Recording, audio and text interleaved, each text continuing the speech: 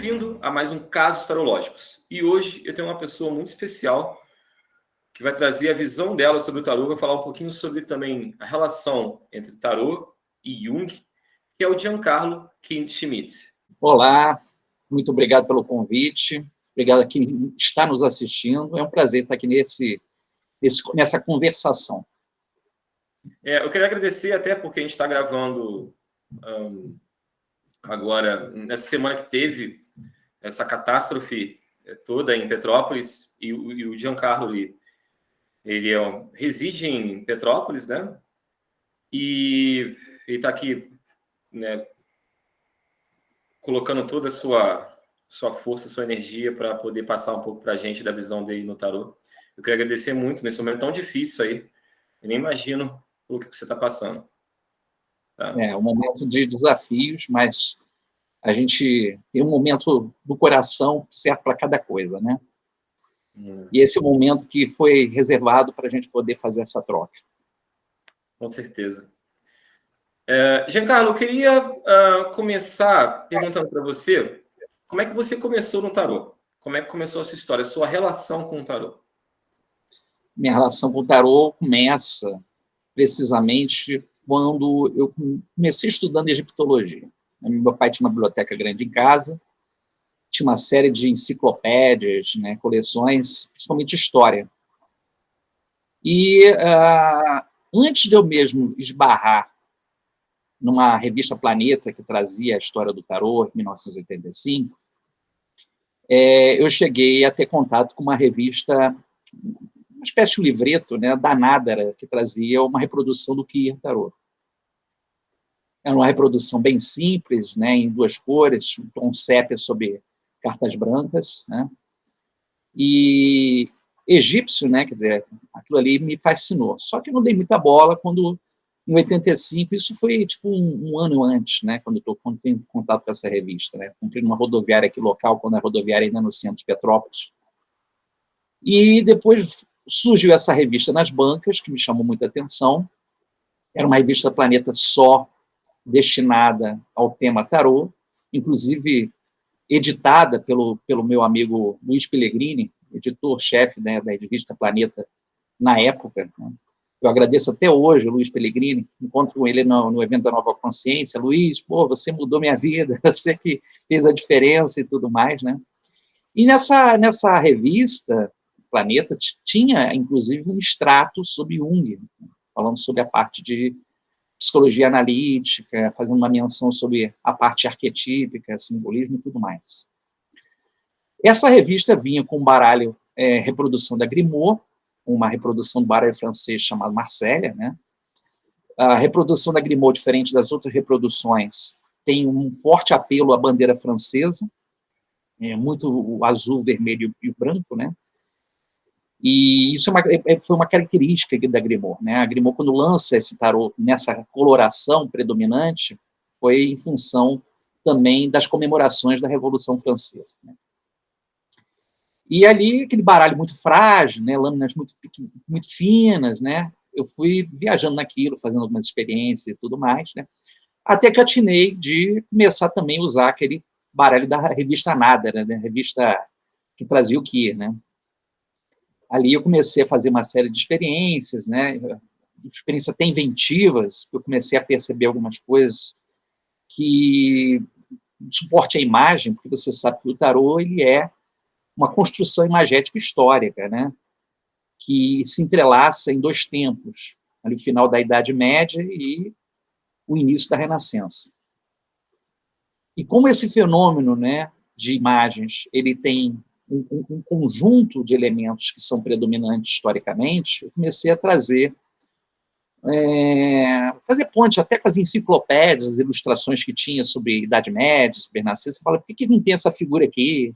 Por que falta essa? Eu comecei a indagar, né? E isso eu tinha 15 anos, né? Eu tinha meus 15 anos nessa época. Pois bem, dali para frente, eu já tinha me envolvido com a astrologia, né? E eu comecei a fazer essas pontes com vários oráculos. Surgiu uma coleção nas bancas chamada Sua Sorte, que vinham vários fascículos depois transformados em volumes, né? era um volume só sobre sonhos, o outro só sobre I Ching, o outro só sobre tarô, outro de astrologia, o outro só sobre oráculos, né? Tinham vários volumes. E ali, aquilo ali foi também um embasamento, né? Porque também trouxe... A gente não tinha uma literatura muito ampla na época. Se a gente pensar nos anos 80, se a gente tivesse uma dúzia de livros sobre tarô no Brasil, era muito. E o livro referência que eu acabei adquirindo, né, depois de começar a frequentar as rodas esotéricas aqui da cidade, né, eu comecei a trabalhar num restaurante natural, chamado Naturalmente, um restaurante vegetariano, e nesse restaurante todo mundo que era da nata esotérica de Petrópolis se reunia. Então, eu me lembro que às vezes eu estava limpando o salão e ouvindo o curso de astrologia, até que um dos donos, o professor Luciano René Bettiger, né, ele viu que eu tinha esse interesse e falou assim, que você quer trocar teu horário de trabalho e fazer esse curso com a gente de manhã, de astrologia? Eu falei, pô, mas é lógico que eu quero, né? E ali eu tive o contato com uma astrologia diferenciada, que a gente chamava, inclusive, de astrobiologia, né? Ou cosmobiologia, né? Que foi através da Augusta Grande Fraternidade Universal, né? Que é um segmento místico, né? Esotérico, que tinha astrologia, tem astrologia até hoje como veículo, né? E ali eu comecei a entrar em contato com literaturas, com pessoas do meio, trocar ideias. Um dos livros mais importantes que eu adquiri da editora Pensamento foi o Tarô Clássico, né? Do Tarô Clássico eu adquiri aquele famoso Tarô Adivinhatório da editora Pensamento, que era uma compilação de textos mal traduzidos no Brasil do Papus, né?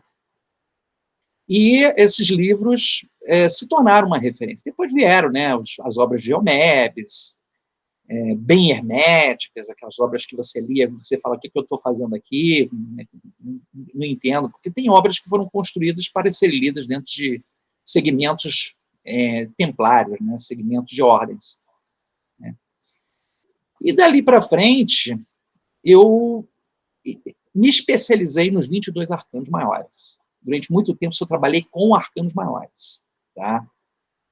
Então, eu comecei a atender o público em 87, o professor Luciano e a Marina, que eram sócios na época no restaurante Naturalmente, colocavam um biomo no final, ali no final do salão, e eu, atrás daquele biomo, eu atendia algumas pessoas com tarô. Comecei atendendo e tal, ainda trabalhava paralelamente em outros lugares, ainda trabalhava num jornal aqui local, chamado Tribuna de Petrópolis. Então, minha vida era uma loucura, porque eu estudava, eu também estava terminando ali o segundo grau, né? Em 87, eu estava terminando o segundo grau. Eu trabalhava nesse restaurante e ainda atendia nas horas vagas. Então, a minha vida era full time nesse tempo todo. Né? Durante esse tempo, eu comecei a trocar algumas figurinhas com pessoas de fora de Petrópolis, porque era muito difícil, na época, a gente ter contato com pessoas do Rio, a não ser que se fosse correspondência ou ligação telefônica. Naquela época, a ligação telefônica era assim, telefone era um luxo, né? Aqui no Brasil, final dos anos 80, ter um telefone era considerado rico. Então, a gente trocava figurinha assim, correspondência, mandando muita carta e tal. E aí eu conheci muita gente, né, que fez um movimento do esoterismo no Brasil, Kaandananda, o próprio Namur Gopala, né, e todas as pessoas relacionadas desse meio do astrológico e tarológico que formataram o pensamento no final dos anos 80 e 90 no Brasil, esotérico. Né? Muitas feiras esotéricas surgiram nesse tempo, nos anos 80, para os anos 90. Participei de algumas. Participei de feiras em Belo Horizonte, participei de feiras no Rio. Teve uma grande feira no Hotel Glória, quando o Hotel Glória ainda estava no auge, né? E essa feira era, se não me engano, um novo olhar na nova era, uma coisa desse tipo. O nome da feira era isso, um novo olhar na nova era. Eu me lembro que eu atendia assim, horrores. Aí tem um cara que gostou muito do meu trabalho, falou, pô, eu vou te dar uns presentes. Ele me deu um monte de baralho feito com ele, até a Ilha do Governador. E eu ganhei, eu fiquei felicíssimo na época, né? Ganhei um monte de baralho, pelo menos uns 12, 13 baralhos diferentes, né? E ali eu fui caminhando, até que eu realmente comecei a despertar o interesse, todo esse movimento era muito em cima de baralhos ou ocultistas, né, como o baralho que vinha do livro Tarô Divinatório do Papus, ou o mitológico, que também já estava me envolvendo, né, porque eu fiz contato com muitas pessoas abriram portas para mim em consultórios, né, eu muito jovem, as pessoas deram crédito a mim. Eu acabei fundando centros esotéricos junto com uma galera no Rio, o Espaço Gênesis, que era a Associação Castro inicialmente, em Ipanema, em cima do antiga Pizza Palace, a gente fez a associação Castor, depois virou Espaço Gênesis. E ali, grandes nomes passaram naquele espaço, né? E eu tive a oportunidade de dar cursos, atender, fazer. E aí, fiz experiência com vários baralhos, até que eu comecei a me atrair pelo Rider-Waite Smith, né? E o Waite Smith é que foi o divisor de águas para eu começar a trabalhar com os arcanos menores. Oficialmente, comecei a trabalhar com os arcanos menores em 94, 95. 95, oficialmente, eu me firmei utilizando os menores, né? E de lá para cá, trabalhei com todos no sistema chamado europeu, né? Utilizando um par maior, menor por casas, nos métodos, né?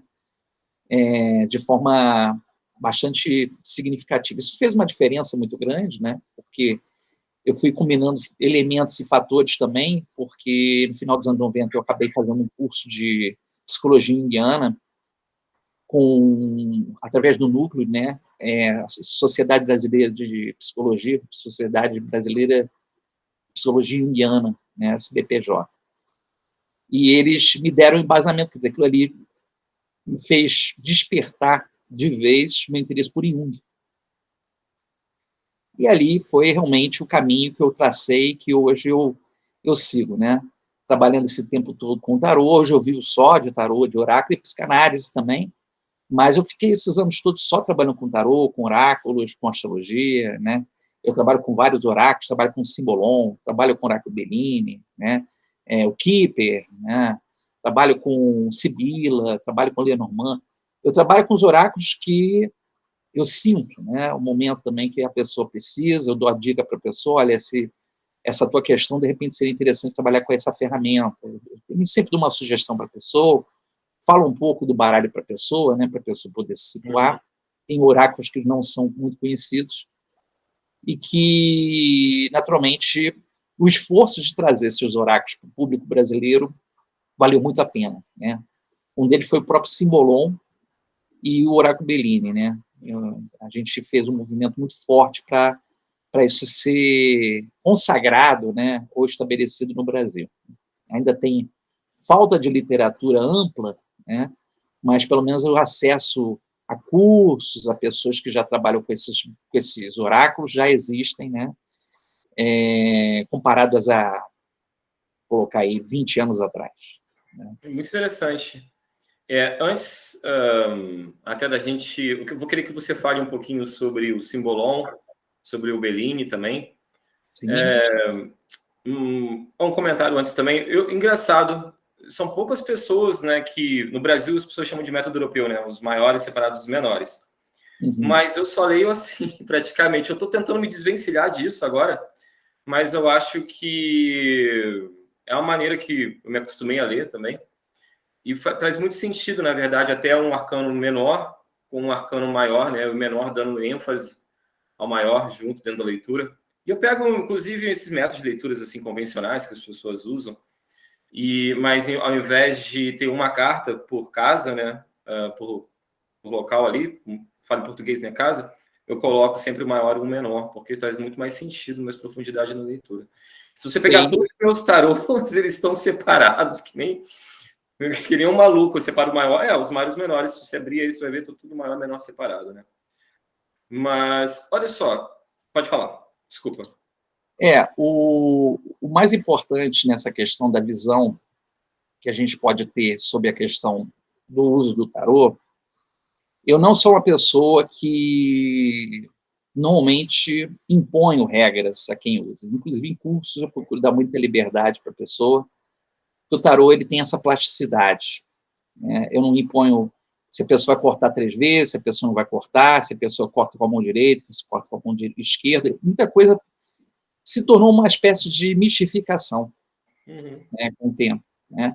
A própria aura em torno do baralho de tarô, ela ainda é muito carregada de vicissitudes, né, que vêm do final do século XIX. E aí essas vicissitudes acabam colocando o tarô quase como um ente, né? Como personificassem o tarô. Sim. A gente sabe que essas histórias muito entrelaçadas com o ocultismo no mundo, né? E o ocultismo ele ganhou força e ganhou poder principalmente depois do período do iluminismo, né? Então, hoje eu posso dizer que a utilização de arcanos maiores e menores, na proposta, né, que eu já tenho uma experiência, funciona muito bem, principalmente o mapeamento comportamental, né? E a gente pode até, inclusive, explorar isso em algum momento aqui na nossa conversa. Com certeza. Vamos explorar. Você tocou num ponto interessante, essa questão esses vícios que as pessoas vão criando em relação ao tarô, né, se a gente pode chamar assim, em relação ao tarô, ele acabar sendo personificado a certo ponto de muita mistificação, né? As pessoas... Eu não sou contra, né? Eu acho que quem quer fazer, faça. Eu não estou aqui para impor regras, né? Nunca. Mas muita gente gosta de consagrar o tarô, coisas do tipo, aí ninguém pode tocar no tarô, só pode cortar com a mão esquerda da esquerda para a direita, que a mão esquerda é a mão do subconsciente, né? Até que essas coisas assim. Eu acho interessante, né? Até eu tenho um dos cursos meus que eu comento isso. Eu faço, a única coisa que eu faço é da mão esquerda, realmente. Eu continuo fazendo. Mas, assim, é interessante, porque como eu também venho da música, eu estudei violão clássico, aquela coisa toda, eu fiz Villa-Lobos no Brasil, e eu percebi uma coisa, que como antes de fazer Villa-Lobos, eu tocava violão do meu jeito. Depois que eu fui aprender violão clássico, eu demorei muito tempo a largar os meus vícios que eu tinha, né? E meu cérebro, né, os comandos não obedeciam, porque eu já estava acostumado a tocar daquele jeito. E que eu percebo que as pessoas acabam, né, se apegando a esses dogmas, que seja, e as pessoas começam a criar vícios de leitura muito fortes. Exatamente. Então, como eu te falei, eu estou nessa questão até de me desvencilhando um pouco de separar os males menores agora, e eu tenho um tarozinho já que tem tudo embaralhado junto, mas é interessante, porque parece que eu estou vendo uma nova experiência também, né? E tô naquela coisa também, eu não sei se depois eu tiver a oportunidade de conversar mais. Outro dia eu vou conversar com você sobre isso, mas eu tenho alguns métodos de leitura que eu faço mágica também, que eu desenvolvi os métodos de leitura com mágica, no qual eu faço a mágica. A pessoa, a primeira carta que ela tira, que ela vê que eu não vejo, por exemplo, o momento, tem um dos métodos que assim, é o momento presente dela, e aí depois, no final, as cartas vão sair de uma maneira que o momento presente, aquela carta que ela colocou toda a atenção naquele momento, sai ali no momento presente, e sai o passado e o futuro também com as cartas que estavam seguindo juntas. Então, assim, eu estou tentando me desvencilhar um pouco e trazer essa questão da criatividade no meio do tarô e trocar experiências, né? Porque tarô é uma vivência, às vezes as pessoas ficam a vida inteira fazendo as mesmas coisas no tarô, a vida inteira. Aí a pessoa, eu leio há 40 anos, mas continua fazendo as mesmas coisas. Nada contra, mas a gente tem que estar se renovando, criando, né? Mas é isso. Gente, meu cérebro hoje não está funcionando muito bem também. Não, porque meu segundo filho nasceu na terça-feira e eu tô... Aliás, parabéns mais uma vez. Obrigado. Né? E a primeira noite de dormir que eu tive essa noite, mas a gente acordou umas 3, 4 vezes para dar de mamar. Então, eu ainda dei uma aula de jogo de manhã, eu ainda tô meio, né? Eu costumo falar bastante, mas hoje eu tô bem, mas hoje eu tô deixando a onda levar. Mas olha só, antes da gente entrar a falar sobre os outros oráculos, né? Eu quero que você fale um pouco como é que começa essa relação no tarô entre tarô e Jung. Existe alguma obra do Jung que fale sobre tarô de verdade, né? Porque assim, um dos livros que eu conheço, acho que é aquele livro da Sally Nichols, né? Mas eu assim não conheço a obra do Jung de maneira profunda, não. E até por isso que eu chamei você aqui para falar sobre isso, porque hoje todo mundo é especialista em Jung. Então vamos lá. Traz para a gente, elucida os fatos. O que ocorre é o seguinte: você tem livros que fazem apologia ao simbolismo na visão junguiana, tem livros que são tratados de investigação sob viés arquetípico simbólico, né? E tem livros que passam pelo crivo da prática, né? Por exemplo, você que vive no Canadá, vocês vão ter muito mais facilidade de ter acesso a certas obras que aqui no Brasil não chegam, né? Mas, por exemplo, nos Estados Unidos e alguns lugares da Europa, é muito comum que alguns psicoterapeutas já utilizem o tarô como prática comum, né? É o caso do Dr. Arthur Rosengarten, né? O Dr. Arthur Rosengarten é um PhD em psicologia junguiana. Ele escreveu um livro chamado Tarot Psychology: Specters of Possibility, né? Esse livro ele foi publicado nos anos 90 e é uma obra que eu considero assim muito referencial na questão da prática clínica. E algumas pessoas acabam sendo muito críticas porque querem dar o tom ao tarô sempre do tipo: o tarô está no lugar do oráculo, né? E imaculado, ele não pode ser misturado com nada, né? Eu já cansei de pegar problemas assim, discussões de fóruns, uma tendência da psicologização do tarô. Eu acho que quando a gente trata de símbolo, ele é inerente à alma humana. Ele não precisa estar preso a um segmento. Se a gente pensar no tarô como um grande livro de imagens, né, assim eu reconheço, você pode fazer ponte com história, com filosofia, com sociologia, com antropologia, com pedagogia, né, com qualquer coisa, inclusive a própria psicologia. Como se usa, de que forma se usa, né, a construção se dá pela metodologia de quem aprende, de quem aplica. O Dr. Arthur Rosengarten, por exemplo, ele tem uma máxima que diz o seguinte: aquilo que eu não consigo enxergar na terapia convencional, o tarô revela os pontos cegos, ponto. O tarô vai revelar os pontos cegos que eu não consigo captar dos meus pacientes, ponto.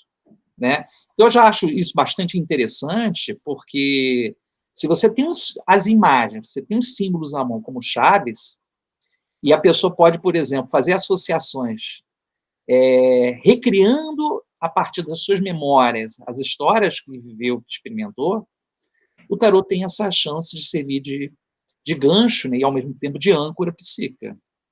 Ele ajuda bastante.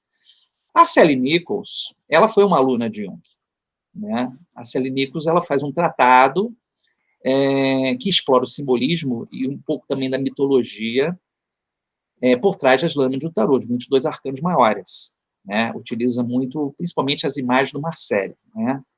O chamado tarô francês originalmente. Mas você pega, por exemplo, Rayo Banzhaf, que foi um alemão já falecido. Rayo Banzhaf, por exemplo, fez um trabalho espetacular compondo as relações entre mitologias, né, a questão de relação com o inconsciente pessoal e coletivo, a questão de conceitos como Puer, Fênix, sombra, de forma básica. E ele deu um cabedal, trouxe uma literatura bem interessante, né, inclusive ele traz... US Games também, né? Como é que é? Ele também foi o fundador da US Games, não foi? Não, o Rayo Banzhaf foi um contribuidor, né? O Stuart Kaplan, que foi o grande cabeça... Kaplan, né? É verdade. O Stuart Kaplan foi o grande cabeça da fundação da US Games, mas o Rayo Banzhaf foi sempre um contribuidor para grandes editoras, né? Porque, de certa forma, ele sempre promoveu, através do livro dele, vários baralhos e imagens, né? Mas ele sempre trabalhou com a tríade, né? Marcel é o Eit e Totti. A tríade dele sempre foi essa, mas ele chega a apresentar outros baralhos, né? Mas o que é bacana no Rayo Banzhaf é que ele faz essas linhas, né, de relação dos mitos, né, correspondência da jornada do herói, que foi uma coisa muito explorada pelo mitólogo, né, Joseph Campbell. Ele teve uma influência muito grande na cultura pop, inclusive Star Wars foi muito baseado nos preceitos de Joseph Campbell, né? O Joseph Campbell tem uma formação antropológica, né, e uma formação mitológica muito rica, né? E, assim, você tem aí a doutora Irene Gade, que é uma exponente também, né, junguiana, que escreve um livro raríssimo, hoje dificílimo de você encontrar, você vai conseguir por uma pequena fortuna, por exemplo, num site tipo estante virtual, nos alfarrábios aí espalhados e sebos pelo mundo, né, que é o tarô individuação. O tarô individuação é um tratado arquetípico simbólico que faz uma referência à cabala e à psicologia indiana através do tarô. Ele faz exatamente essas 3 pontes. Cabala, a parte da psicologia analítica, né, a psicologia profunda, e o tarô. Né. A doutora Irene Gade produz uma obra que ela é ímpar, inclusive as pessoas que na época criticavam essa coisa de não juntar o tarô com psicologia, não sei o quê, está transgredindo, está profanando, né, esses papos, né? Pessoas que leram esse livro conseguiram se convencer da proposta. Eu me lembro que o Namur era um dos ferrenhos defensores de não misturar tarô com psicologia, né? E um dia o Namur falou assim para mim, ele tinha aquele jeito dele, né? Olha só, você tem que me mostrar uma obra que me prove que essa relação entre tarô e psicologia funciona. Eu falei, tudo bem, aí eu sugeri o tarô individuação. E ele mudou totalmente o pensar dele, parou de criticar. Né? Parou de criticar. Né?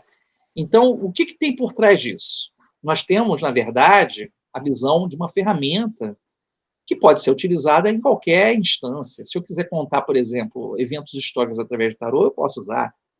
O meu TCC em letras, né, porque a minha primeira formação é letras, né, o meu TCC foi sobre narrativas envolvendo simbolismo do tarô. Como contar histórias usando as lâminas do tarô, fazendo pontes, por exemplo, com importantes literaturas mundiais. Né? Existe até aquele livro do Ítalo Calvino, né? O Castelos, os Castelos Cruzados. Castelo dos Destinos Cruzados. Castelo dos Destinos Cruzados, exatamente. Bem legal, isso é bem legal, é bem legal. É um livro bacana, é um livro que tem um teor, você vê que a história é contada através de imagens, porque os personagens são mudos, né? É todo contado através de narrativas imagéticas, que prova mais uma vez a importância da imagem, das imagens construídas através do tarô, né? Mas tem outros bons livros, né, no mercado que tratam desse tipo de coisa. Existe, inclusive, um livro da Rose Gawain, que trata sobre esse simbolismo do tarô, inclusive usando as personas, né?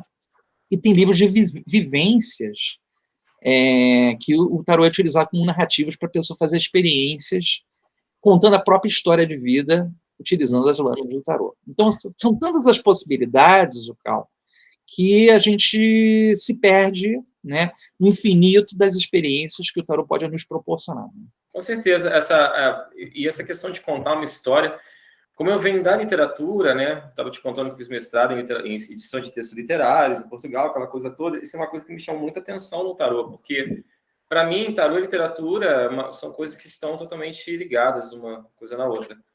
E um dos exercícios que eu pratico bastante, estou sempre passando para as pessoas, é contar uma história usando só os arcanos maiores, ou os maiores e menores juntos, ou só os menores, e contar uma história usando um tarô clássico, né, um Wade Smith, ou o Crowley, o tarô Tot, né, ou o tarô Tot fica mais difícil, que ele é meio, né, contar uma história com ele, mas o tarô você vai ver o Tot de uma série, mas contando alguma história, e que a imagética desperta em você, é bem legal isso, muito louco. Louco mesmo. A arte em si, lembrar que o tarô, principalmente nos anos 70, ele se tornou uma espécie de exponente cultural. Né? Muitas pessoas, inclusive em capas de discos, começaram a fazer filmagens usando muitas lâminas do tarô. Nos anos 90 e início dos anos 2000, algumas obras cinematográficas foram incríveis utilizando as lâminas, né? Uma dessas obras que eu posso citar é o Violino Vermelho, que conta a história exatamente de um violino. Inclusive, esse filme já vi várias vezes. É um filme. Ele foi rodado no Canadá, né? Rodado no Canadá. As terras que você está aí. E o violino vermelho, ele usa o Jean Noblet, uma variação do Jean Noblet, com peculiaridades nas lâminas, né? Intencionalmente, os produtores, né, os roteiristas apagaram pontos das lâminas, mudaram pontos das lâminas, como, por exemplo, elimina um personagem da Lâmina do Diabo, um dos personagens, se não me engano, o Súcubo, né? Depois ele elimina uma das hastes, uma parte das hastes do pendurado, né? Tira a espada da mão da justiça. Quer dizer, todas aquelas figuras que estão omitidas nas lâminas aparecem como personagens. Os personagens são, na verdade, os elementos faltantes nas cartas. Né? Estão ali vivendo, apresentando-se, né, como os elementos faltantes nas lâminas. Eu acho bem interessante. Levei um tempo para descobrir que tarô era aquele, porque ele tinha sido modificado intencionalmente, né, até eu descobri que era um tarô de Jean Noblet, né, do século XVII. Então, isso fez uma diferença na pesquisa e existem alguns artigos, inclusive no Clube do Tarô, escritos sobre esse filme, entendeu? A Zoe de Camares, que é uma querida também, uma taróloga que tem uma estrada enorme aqui no Brasil, foi aluna do NAMU, né? A Zoe também fez uma publicação no Clube do Tarô sobre esse tarô e o violino vermelho. E outras obras, né? Então, o tarô hoje, por exemplo, aparece até em clipes de musicais. A Madonna usou o Ride Wade Smith num dos clipes dela. Né? O tarô tá intrínseco na cultura pop, uma coisa... Ele está em tudo, as pessoas nem percebem, na verdade, né? Mas, olha só, uma coisa que eu ia falar, quero voltar só uma questão aqui, porque acho que você é a pessoa certa para a gente conversar sobre isso. Que a intenção do programa aqui é a gente trazer várias reflexões em relação ao uso do tarô, né? Sim. Uma coisa por exemplo, você é uma pessoa que, né, atende como psicanalista e aquela coisa toda e faz uso do tarô, então faz de maneira consciente. Mas existe toda uma coisa hoje, essa coisa do tarô terapêutico. Não sou contra também, aqui é um espaço democrático. Mas existe um perigo em relação a isso, porque muitas pessoas fazem um curso de uma semana, um curso de mês de tarô, e aí começa a ler tarô terapêutico sem ter, digamos, nenhum tato para fazer isso. Então, acho que isso é uma questão muito perigosa. Na verdade, muitas vezes o que eu percebo nesse discurso do tarô terapêutico, por parte de algumas, digamos, por parte da comunidade, né, do tarô, é que acaba, muita gente, na verdade, não está usando o tarô de maneira terapêutica e usa a palavra terapêutica como uma forma de autoaceitação, acho que dentro do tarô, e, na verdade, fica uma espécie de um tarô divinatório enrustido como terapêutico. Você entendeu o que eu estou falando? Então, quais são os perigos? Eu quero que você passe para a gente quais são os perigos em relação a isso. Vamos lá. Na mão de uma pessoa que não tem equilíbrio, um palito de dente até é uma arma, né? Então, assim, independente da utilização de um tarô com fins terapêuticos ou não, porque qual o fim terapêutico que se destina, né? Se você usa, por exemplo, conceitos junguianos, como produto final, isso não faz nenhuma diferença para o paciente ou para o consulente. Não vai fazer diferença. Por quê? Porque o consulente só quer uma coisa, ele quer resposta. Se você vai falar em tom erudito ou tom mais popular, não importa, ele quer respostas, né? Uma pessoa que não tem equilíbrio, mesmo que ela não esteja utilizando tarô no viés terapêutico, ela pode trazer danos, porque ela está mexendo com vidas e destinos, né? Então, eu sempre falo que o papel terapêutico ele não está atrelado a uma técnica em si. No momento que você fala e orienta, você já está conduzindo uma função terapêutica.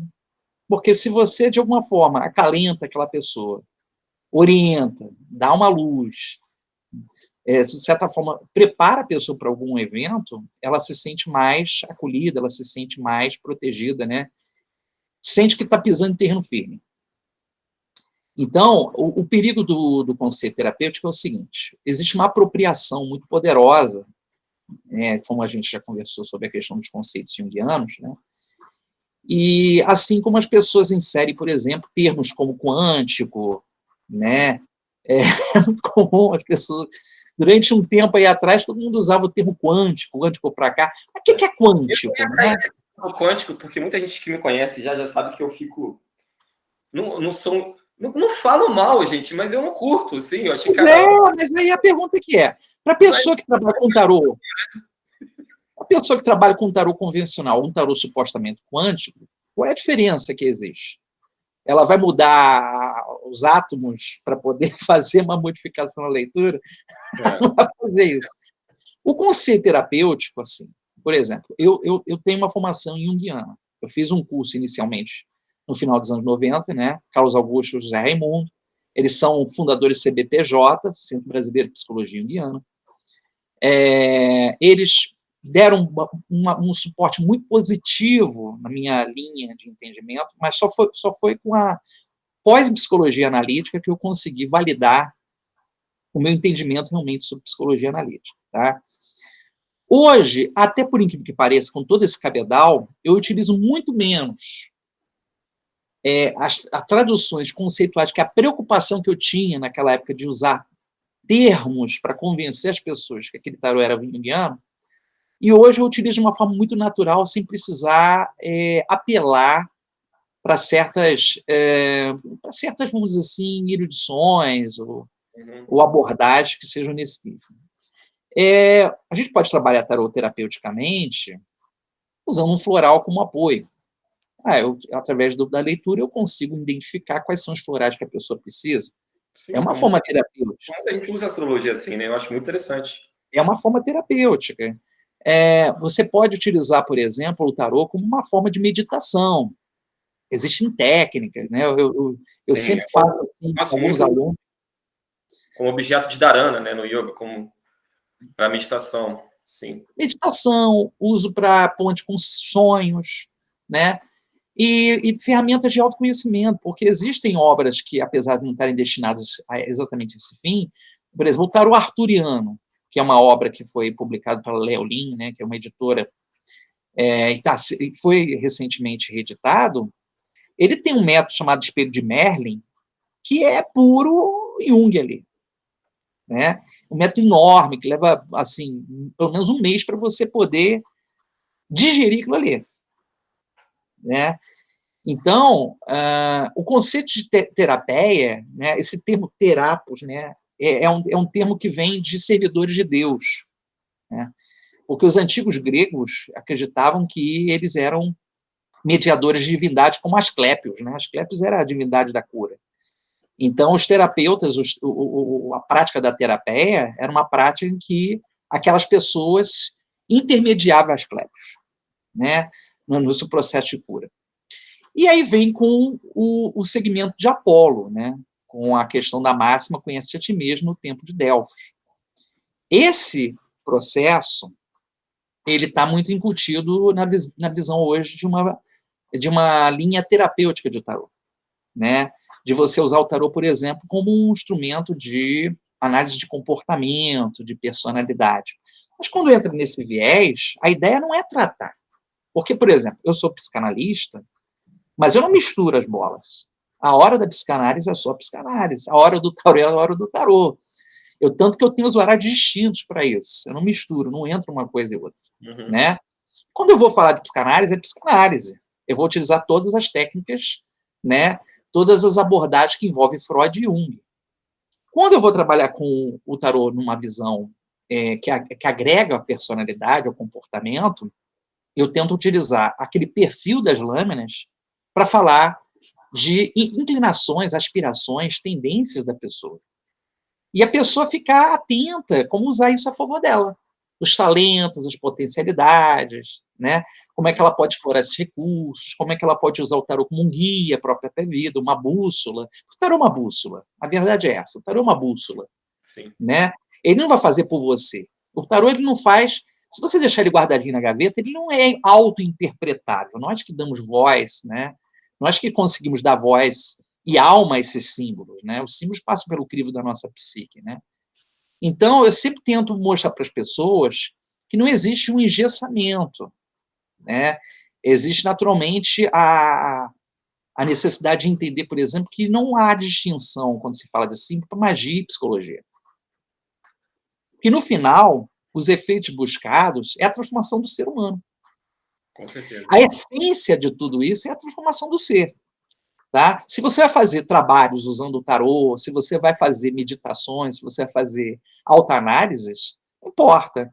O importante é que o produto final seja a melhoria, o desenvolvimento da consciência da pessoa, né, a autossuperação. Eu acho que a visão terapêutica segue por isso. Agora, o medo, o receio que eu tenho, né, ele é em todas as áreas de uso do tarô. Porque o que tem gente aventureira, colocando vídeo no YouTube, fazendo lives, falando bobagem, isso não precisa ser terapeuta para fazer, não ser terapeuta e não usar a palavra terapia para fazer essa bobagem. Né? Você coloca, a pessoa que está desesperada, que nos procura, ela coloca muita fé na gente. Com certeza. Ela bota muita confiança nas nossas mãos. Então, se a gente não souber usar a palavra, e não é falar, é como falar. Porque falar, você pode falar qualquer coisa, mas como falar faz a diferença. Né? Então, o tom, a maneira, a forma como isso vai tocar outra pessoa é que realmente tem um significado. Né? E aí a gente fala da palavra sentido. A pessoa que nos ouve tem que perceber que há um sentido, um propósito naquilo tudo. Né? E eu sempre digo que as respostas que a gente revela no tarô, as interpretações, estão dentro de cada um de nós. O tarô, na verdade, ele traz essa tona. Não está no tarô a resposta. Na verdade, o tarô ele serve como uma espécie de chave para abrir essas portas de informações que a gente não teria acesso normalmente. Como o Dr. Arthur Rosengarten diz, né? Ele serve para poder mostrar os pontos cegos da nossa natureza psíquica, entendeu? É uma coisa assim, tipo, a força está com você, né? O tarô está com você, o tarô está dentro de nós, não é isso? Sim. Você pode utilizar o tarô. Inclusive, essa aqui é a frase do programa, o tarô está dentro de nós. Sim. Mas se você fizer umas fichinhas, pegar umas fichinhas, numerar, e já tiver incorporado esse simbolismo dentro de você, vai funcionar como uma carta de tarô. Não é o baralho em si que vai fazer a diferença. Quando eu gravei o programa aqui com o Roberto Caldeira, a gente estava conversando justamente sobre isso, que eu fazia isso, que eu costumo ler em festa para o pessoal, né? Eu faço mágica com tarô também e leio também, faço leitura nas festas, brincando assim, com amigos, né? Nada pago, só entre amigos e família.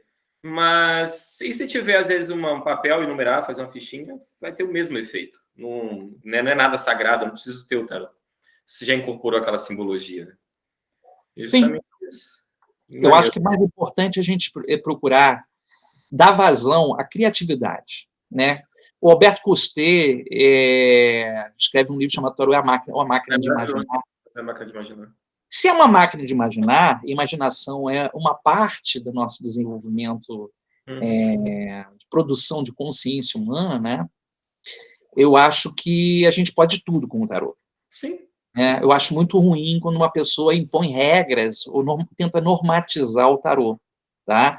Mas eu compactuo com você. A preocupação de se utilizar o tarô de uma forma leviana, apenas utilizando termos para poder validar um trabalho, tornando sério só porque você usa palavras e termos junguianos, ou usa a palavra terapêutica para poder significar que o teu trabalho é sério, o profissional também que não é bom, Cal, ele vai com o tempo desaparecer. O mercado hoje é muito rigoroso, entendeu? Ele tá as pessoas estão cada vez mais exigentes. Então, se a pessoa não fizer um bom trabalho, em pouco tempo ela desaparece, entendeu? Porque ela vai ficar de blá, blá, blá, quanto tempo no YouTube falando as coisas, né? Sim. Falar, todo mundo vai falar, mas como falar é a diferença, né? São centenas de canais, assim, no YouTube, é muito difícil. Eu tô começando um canal agora, né, tentando trazer um conteúdo um pouco mais coerente, mas a questão é que muita gente não está interessada nisso, né? As pessoas querem tudo para agora, tudo muito mastigado, nem as próprias pessoas que estudam tarô, né? Esse programa aqui é para quem estuda tarô, para quem estuda tarô há um mês, um ano, 100 anos, ou para quem é curioso mesmo, né, sobre o tarô, mas muita gente não está assim, não está muito ligada nisso, né? É uma preocupação que existe. Essa questão do terapêutico, assim, eu quis te perguntar da questão do tarô terapêutico, eu acho válido, né? Porque ele tem seu papel terapêutico também, de qualquer forma. Mas o que eu percebo é, como eu te falei, eu acho que pela própria insegurança da pessoa, por questões pessoais, a pessoa usa a palavra terapêutica para tornar a coisa mais séria e, na verdade, acaba sendo um divinatório enrustido, né? Tudo junto, misturado, bem bolado. Mas existe o seu risco, né? Com certeza, como você falou, foi maravilhoso tudo que você passou aqui para a gente. Agora vamos falar um pouquinho, como esse é um espaço também democrático, falar um pouco sobre outros decks de cartas, né? Outros oráculos, se a gente pode chamar assim. Eu queria que você falasse um pouco para a gente sobre o Simbolon e os outros decks que você trabalha. Principalmente o Simbolon foi uma coisa que me chamou muita atenção, eu não conhecia, vou te confessar, a primeira pessoa que eu vi foi você. Aí depois eu comecei a procurar, eu achei bem interessante, estou até a fim de fazer o curso contigo, inclusive. Ah, vai ser um prazer, vai ser um prazer. Com certeza. O Simbolon, ele é um projeto, inicialmente, de cunho terapêutico, né? Não era um baralho, na verdade, era um núcleo de terapia, né? São 3 criadoras do Simbolon, né? A Ingrid Zinni, o Peter Urbani e a Tela Weller, né? Então, o que eu posso te adiantar? É um baralho de 78 cartas que as pessoas erroneamente associam ao tarô, não tem nada a ver com a estrutura do tarô. Tá? Você pode até encontrar imagens arquetípicas típicas, né? Uma figura do ego, que lembra o imperador, né? A figura do rebelde, que lembra o louco, né? Então, tem algumas figuras que você até consegue fazer pontes, né? O sedutor, que lembra o diabo. Então, tem algumas figuras que você consegue, de certa forma, fazer pontes. Mas por quê? Porque se a gente parar e pensar, como é que a imagem do tarô foi construída, como é que a imagem do Simbolon foram construídas? O tarô foi construído dentro de um fenômeno cultural que reproduzia tudo que a sociedade naquela época estava envolvida, né? Desde as remanescências da parte de paganismo, né? Você tem aí o paganismo como uma figura da roda da fortuna, né? Que é uma deusa romana, né? E você pega, por exemplo, excertos bíblicos, como o julgamento, que é o Apocalipse de João, né? A torre, que lembra muito a Torre de Babel, né? Os enamorados, que lembram Adão e Eva no Éden. Existem várias, né, representações. Na verdade, por o tarô ter caído na mão da igreja, ele ficou estigmatizado como um produto meio que religioso durante um tempo. Ele era utilizado como cartilha pelas pessoas. Então, tipo assim, você joga, você pode brincar com isso, porque não era utilizado como divinação na época. E só que você tem que lembrar que você tem os deveres para com a igreja e com a sociedade. Por isso que tem figuras de importância, né? Quando você pega o Simbolon ele é uma verdade, uma teia de mitos, contos e lendas, principalmente da Europa, né? Na Europa, principalmente setentrional. Ali você tem contos conhecidos, com o Flautista de Hamelin, por exemplo, né? Muita impregnação de mitos gregos, né? Você pega, por exemplo, Mnemose, né, que é a deusa da memória, né?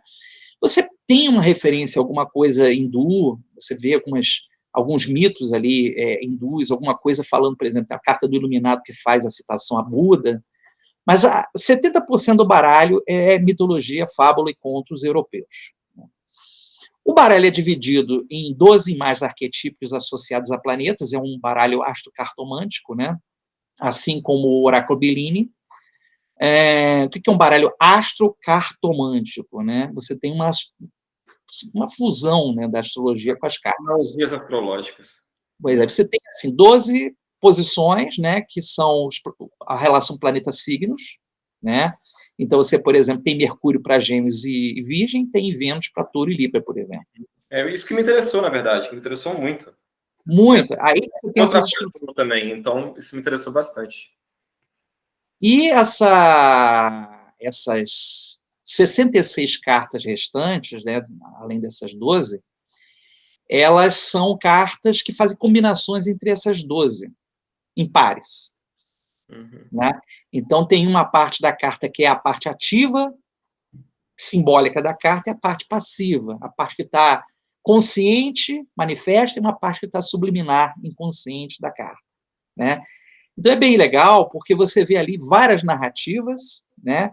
Você encontra várias ligações com histórias importantes inclusive, fatos importantes que ocorreram, como, por exemplo, a relação do anglicanismo ali com o catolicismo, né? A história de personagens importantes monárquicos, né? Você encontra também mitos como o do Sísifo, que é aquele personagem que tem que carregar uma pedra até o topo e a pedra volta a rolar, né? E aí você vai encontrando ali uma simbologia muito rica que, originalmente, pelos produtores, os autores, não era de fim divinatório. Era especificamente mapeamento do comportamento da natureza humana. Né? Para ver, por exemplo, as inclinações, os bloqueios, as pulsões, os medos. Né? Hoje, existe, né, uma adaptação do Simbolon para isso. Eu sempre digo que os oráculos que surgiram na humanidade, eles tinham duas funções, uma divinatória e outra uma função militar. Né? O jogo xadrez, por exemplo, ele tem uma representação ali dos europeus contra os muçulmanos, as peças brancas os europeus e os muçulmanos as peças pretas, em batalha no tabuleiro. Entendeu? Sim. E você tem uma representação. Se você pegar o Senet, por exemplo, que é um jogo egípcio, que as peças chamam dedos, é a viagem da alma até o reino do mundo subterrâneo dos mortos. Né? Então, você tem oráculos que têm uma construção que ela pode ser divina, né? E uma construção militar. O gamão, por exemplo, é militar. Né? O ludo, que é um jogo romano, é militar. Né? A cleromancia, que originalmente era o jogo de dados, né? E que os romanos usavam muitos dados. Né? Inclusive, isso é citado na Bíblia, né? Que os romanos disputaram o manto de Jesus usando dados. Né? Então, você tem uma história muito rica envolvendo esses oráculos. Só que os oráculos caíram durante um tempo numa linha muito sombria, porque eles ficaram muito estreitos com práticas como, por exemplo, a necromancia. E aí eles foram quase que praticamente excluídos, né? Porque as pessoas acreditavam que aqueles que faziam uso de oráculos eram pessoas que faziam comunicação com os mortos, né? Tinham relações com desencarnados, faziam invocações de desencarnados, né? A gente vê uma coisa muito interessante na nossa cultura aqui no Brasil, que a cultura sincrética, ela traz um pouco disso. Né? Algumas pessoas acham, por exemplo, para você usar baralho cigano em algumas localidades, cidades bem interioranas, você tem que ser uma pessoa, filho de santo, ou mãe de santo, ou incorporar uma entidade para trabalhar. Ainda existe algumas pessoas assim. Isso existe aqui no Canadá muito, na verdade, com o tarô, que essa questão do Psyche, que está muito enraizado aqui. Então, aí todo mundo aqui como é que é Psyche? Vidente, né? Tem que ser um vidente, tem que ter medium, cycle. Um médium, né? E aí tem, às vezes, um espírito falando com a pessoa, e aí o que acontece? Isso, para a comunidade do tarô, é muito ruim, tem muita gente que trabalha assim, e de vez em quando você vê uns que aparecem no jornal até. Porque mas isso acontece, desculpa te interromper, isso acontece pelo seguinte, no final dos anos 60, dos anos 70, com o movimento psicodélico, sim, surgiram muitos fortune tellers, né? E os fortune tellers ganharam visibilidade. Por exemplo, um exemplo de fortune teller é aquele filme do 007, Viva ou Deixe Morrer, né? E que o Tarô das Bruxas se tornou popular por causa daquele filme, né? The Witch Tarot, né? Então, esse movimento do fortune teller, que é dividido entre os psychos e os mediums, né? Ou aquelas pessoas que, inclusive, em alguns jogos de videogame, aparece usando cartas de tarô para descobrir onde tem um assassino, onde morreu alguém, onde tem o corpo de alguém. Isso é comum. O fortune teller é uma... às vezes. O fortune teller é uma mistura entre, se você observar, a vestimenta, a indumentária do fortune teller lembra um pouco os árabes. Aquele turbante, bola de cristal, né, aquela pedra esmeralda na cabeça, que vai ganhar força, por exemplo, aqui no Brasil, na novela O Astro, com o Francisco Coco, na primeira versão. Né? Esse fortune teller, ele mistura traços árabes, ciganos, com a cultura americana. Aí ele vai se transformar no quê? No tarólogo fast food. É nesse sistema fast food que surgiram aquelas pessoas que tiravam cartas rápidas, não tinha metodologia. Vocês misturavam o baralho todo e tiravam aquelas cartas sem separar maior de menor, fazer do jeito que eles podiam, porque é tudo muito rápido. Eram feiras esotéricas. Sim. Né? Então, isso é uma herança que ainda existe, né? E que, de certa forma, compõe também nossa cultura aqui no Brasil, cartomancia. Né? Não que não funcione, eu acho que de uma certa maneira muitas vezes funciona. Lógico. Mas o que acontece é que, por exemplo, só para complementar, aí acontece coisas que acontecem no Brasil, que as pessoas acham que alguns fenômenos, né, eles são apenas no Brasil, mas não, na verdade isso acontece em qualquer lugar, na Europa também, que já morei. E aqui acontece demais. Aí o cara vai lá e fala: ó, você tem um obsessor aí com você, tem um espírito atormentado, eu preciso de $30 mil para tirar isso de você. E o que acontece? Não é diferente do Brasil, não. Aí normalmente aí o pessoal vai para o jornal reclamar, a polícia não pode fazer nada, é lógico, né? A pessoa deu de bom grado o dinheiro, né, para a pessoa, e aí morre assim. Mas o que acontece? Se queima, né, toda a imagem da comunidade do tarô. Muita gente, aí, algumas pessoas, muita gente até. Eu acho que se a gente faz um bom trabalho. Mas eu não sou psychic. Se a gente faz um bom trabalho, por exemplo, hoje a gente tem uma literatura em bons sites. As pessoas têm que saber procurar. Tá? Se você tem pessoas que têm... Hoje tem simpósios, congressos, fóruns correndo pelo mundo, né? Procurando validar, procurando fazer um esforço sincero de tornar os oráculos, né? Porque você vê, por exemplo, no Brasil, o Lenormand saiu de uma marginalização que ele estava inserido pelo menos há 20 anos atrás. Lenormand é muito Hoje bacana. as pessoas têm respeito pelo Lenormand. Baralhos como o Keeper, por exemplo, estão ganhando visibilidade, que é uma derivação das sibilas, né? E aí você tem ramificações. Apesar das pessoas falarem que o Lenormand é uma sibila, eu não considero, assim como, por exemplo, os Minquiates não consideram um tarô. Minquiate é um baralho de até 116 cartas, que integra até cartas do tarô, mas tem personagens, né, ou tem elementos da astrologia que não estariam no baralho comum, né, do tarô. Então, você tem ramificações que surgem aí, que são de regiões. Por exemplo, os Keepers tem muito da Suíça, muito da Alemanha, né? Alguma coisa também de belga, né? E alguns lugares mesmo não adotaram. Se você não tem a popularidade do Lenormand, por exemplo, na Europa, como tem no Brasil. Hoje, o Lenormand no Brasil é muito mais forte que, por exemplo, se você pegar onde surge, né, o baralho ali, através do Jogo da Esperança, lá na França, né, você não tem o mesmo número de cartomantes. Você vai pegar muito mais cartomante de baralho comum, baralho de jogo comum, né, de naipe, do que pessoas utilizando o Lenormand. Entendeu? É a mesma coisa que o espiritismo, né? O espiritismo, o berço é a França.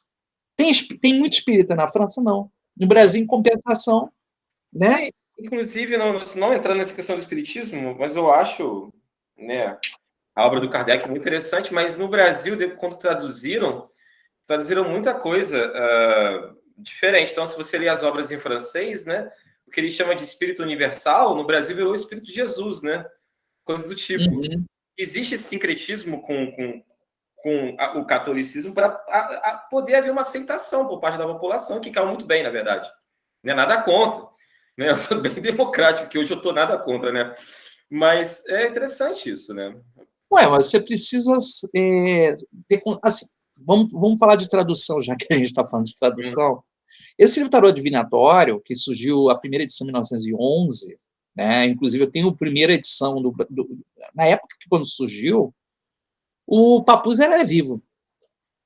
Quando o livro foi publicado no Brasil, não houve nenhum cuidado na tradução. Tanto que eu já cansei de escrever para a Editora Pensamento. A Editora Pensamento diz não mexer, porque é um livro que se trata de um livro histórico. Inclusive, é um marco da conexão franco-brasileira.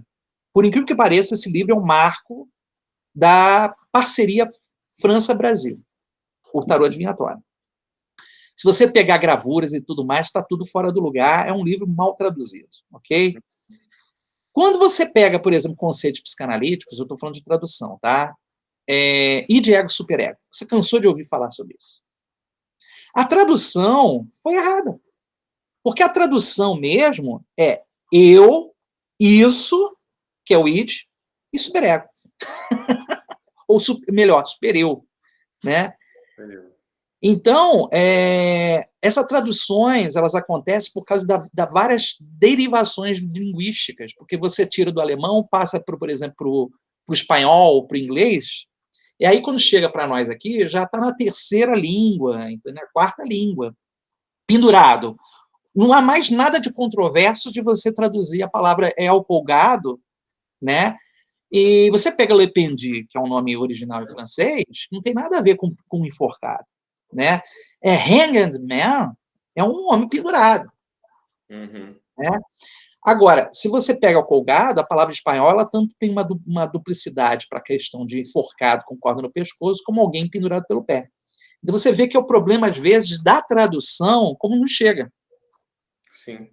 Mas Né? é uma Isso questão, fica né? É uma questão. Porque é uma coisa que muita gente não compreende, né? Como eu vi nesse meio da edição, e dentro da tradução existe um problema, porque é como, por exemplo, uma interpretação, como se fosse uma interpretação também de tarô, uma interpretação astrológica. A pessoa tem o conhecimento dela da língua, mas ela vai trazer toda a bagagem dela, e muitas vezes a experiência, a bagagem de vida. Cosmovisão. Por isso que, por exemplo, você pega o Eduardo Bueno. O Eduardo Bueno ele traduziu muito bem a obra do Krauk no Brasil, né? Muito bem traduzido, mas ele é especialista em literatura beat, né? Então você pega assim, mas às vezes uma editora ela pega uma pessoa que não tem nenhum conhecimento, nada sobre o assunto, ou um estagiário que seja, para traduzir algo que ela nunca viu na vida. E aí realmente vai ficar uma coisa muito estranha, né? E acaba ficando aquilo acaba ficando no imaginário popular, aquilo vira uma referência do país e acabou. É assim, né? Isso também influencia as editoras, por exemplo. Por que a gente ainda tem dificuldade de acesso a certos oráculos? Tá? Porque a disponibilidade e o interesse das editoras de trazer essas obras para o Brasil, né, acaba sendo arriscado para elas, de ter um livro encalhado, né, e as pessoas não se interessarem. Por que o Simbolon ele se tornou mais popular? Porque a gente fez um movimento no Brasil para que ele se tornasse um baralho conhecido por parte do meio esotérico. A mesma coisa acontece com o Oráculo Bellini. O Oráculo Bellini tem uma história bem interessante, né? Que o pessoal fala que é o Oráculo Bellini, mas o criador é chamado Edmond. O Bellini conseguiu resgatar dos alfarrábios da família que obteve a caixa com os baralhos, né? Porque tem o Oráculo Bellini e tem o Tarô de Bellini. No Brasil foi traduzido o oráculo como tarô, que erroneamente. Porque tem um tarô desenhado pelo Bellini com traços bem... mistura de Marcélia com egípcio, né? E o oráculo Bellini, que é um baralho astrocartomântico. Ele todo segmentado, né? Em 7 corpos celestes, só Saturno, né? Divididos em 7 etapas, né? Então você tem 49 cartas, mais 3 cartas extras, né? Na verdade, 4 cartas extras, porque a carta azul ela pode entrar ou não no baralho. Tem a carta do homem e da mulher e a carta da chave. A estrela do homem, a estrela da mulher, é a carta da chave, que é a carta do destino. Esse baralho, por exemplo, ele tem uma eficiência de leitura pela dinâmica objetiva que ele trata. Tá? Eu acho que é bacana quando você tem a imagem que a pessoa tendo um aproveitamento astrológico, claro, que ela tira muito mais vantagem, né? Mas é que nem o Simbolon, também tira muita vantagem. Mas as imagens trazem muito essa provocação, né? E no caso do Simbolon, por exemplo, quanto mais a pessoa aumenta a sua cosmovisão, se inteira de mitos, história, mais ela extrai ali conhecimento. Porque tudo é cosmovisão, entendeu, Carl? Para as pessoas que estão nos assistindo, acho que é muito importante a gente não pensar que fazer um curso de um final de semana de tarô é o suficiente para se chamar tarólogo ou qualquer outra coisa, oraculista de renome. Porque essa instantaneidade é perigosa. Constantemente. Né? Eu faço meus cursos hoje em módulos, né? Meus cursos são em módulos. Eu desisti de fazer curso de 2 anos e meio, porque a formação, por exemplo, de tarô que eu dou é de 2 anos e meio. Sim. Hoje eu faço um módulo. Vamos falar agora dos cursos, como as pessoas também, antes da gente partir por casos tarológicos. Então, aqui no meio, porque muita gente acaba o caso e vai embora, para as pessoas poderem ver. Como é que as pessoas te acham? Eu vou botar todos os links aqui na descrição do vídeo também. Como as pessoas te acham e sobre os seus cursos também, como é que elas podem fazer os cursos e tudo. Certo. Olha, eu sempre dei cursos de forma independente, mas como hoje meu tempo é curto, eu tenho uma parceria com o Espaço Merkabah. com a Samantha, com a Legari, né? Então, ela faz muito essa parte de divulgação, ela faz as pontes com os alunos, ela que passa também o certificado, o material passa para ela, passa para os alunos, né? Monta os grupos no WhatsApp. Então, ela faz um trabalho legal, né? E no espaço Mercabá, é www.merkaba.com.br, porque eu não tenho C cedilha, né? Em endereço de URL não tem C cedilha. Então, spacomercaba, ou mercabá.com.br. Ali tem uma série de cursos meus e de outros profissionais, né, importantes ali. Eu tenho uma página no Facebook, que é www.facebook.com/taroeterapia, tarô sem ter no final, tá? Eu também tenho um pouquinho de birra com isso, embora as pessoas possam usar o T no final, mas eu acho que a gente tem que fazer jus à nossa língua, né? Então, se a palavra tarô pode ser escrita com O e circunflexo, por que você não vai escrever bidê como escreve em francês, souvenir, souvenir até escreve, né? Não, as pessoas esquecem de colocar o O. Eu boto o T no final nas minhas páginas, algumas, porque eu leio em inglês também, então... Pois é, não, a pessoa que está ligada ao movimento fora acaba tendo essa... mas eu acho que fica feio, porque eu acho que tira... Eu não sei, porque tira um pouco do charme da palavra também, né? Porque a gente tem a nossa língua, porque assim, se você fica tipo forçando em cima da língua, eu concordo. Não faz muito sentido, entendeu? Mas eu entendo, porque assim, a obra do Paul Marteau, que foi o precursor da pesquisa do tarô de Marsella, né? Ele todo o tempo faz menção, porque ele era um francês, então as obras foram traduzidas pela editora Objetivo, utilizando muito o T no final. As obras ocultistas usam muito T. Raramente você vai ver um circunflexo, né? Um nó com circunflexo. Agora, tem obras, por exemplo, Meditações sobre os 22 Arcanos Maiores do Tarô, que as traduções já vieram com o circunflexo no final. Sim. Entendeu? Então, eu acho assim, eu não me oponho, mas eu vejo que tem uma turma, assim, às vezes no meio ocultista, que quer, tipo, endossar que esse T no final é o tarô que é o tarô mágico, é o tarô que é dos grandes mestres, dos grandes iniciados. Bobagem isso. Não tem necessidade de endossar. Olha, a pessoa me perguntar como é que se consagra o tarô. Eu falo assim, tarô, ou qualquer oráculo, se consagra com a verdade. Se você fizer um monte de firula e não for um bom profissional, o que adiantou você consagrar o teu baralho? Entendeu? Então, pois é, uma coisa assim, com essa questão da consagração, eu comparo o seguinte, o cara vai fazer uma prova e o cara não sabe nada da prova. Aí ele vai o quê? Vai consagrar a prova? Entendeu? Ele vai chamar aí as entidades, as energias cósmicas para ajudar ele na prova, ele vai tirar um 0. Porque não tem conhecimento, entendeu? É basicamente isso. Né? Exatamente, assim. Eu acho que o momento que a gente atravessa, vamos falar do momento que o Brasil e o mundo atravessam nos oráculos, tá? Nós estamos chegando num patamar, principalmente aqui nas Américas, que estamos cristalizando um respeito que não existia antes em relação a muitas ferramentas oraculares, tá? Então, as pessoas estão tendo até mais cuidado em colocar, por exemplo, em novela, em certas, até filmes, informações que são superficiais, são caricatas. Porque há um tempo atrás você tinha um cartomante na novela como uma pessoa cheia de trejeitos, né?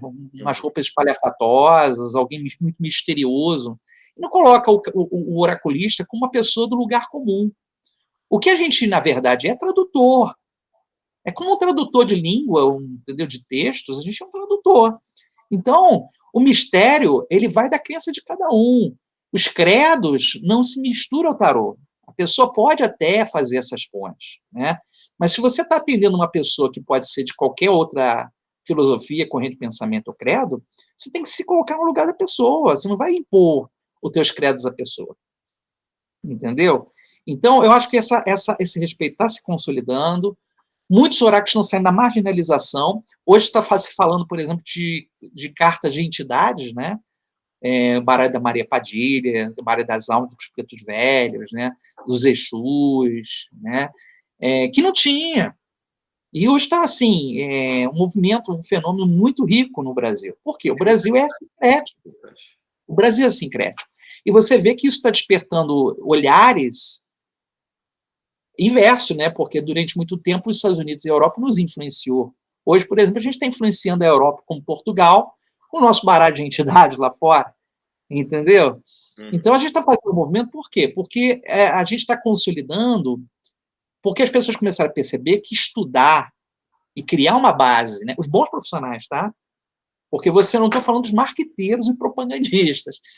Eu estou falando das pessoas sérias. Eu acho que isso está fazendo uma diferença muito grande. E tem mais, olha, eu estou estudando aqui para dar curso em breve do Oráculo de Nostradamus. Esse oráculo é totalmente iconográfico, ele é cheio de representações iconográficas, né, do século XVII.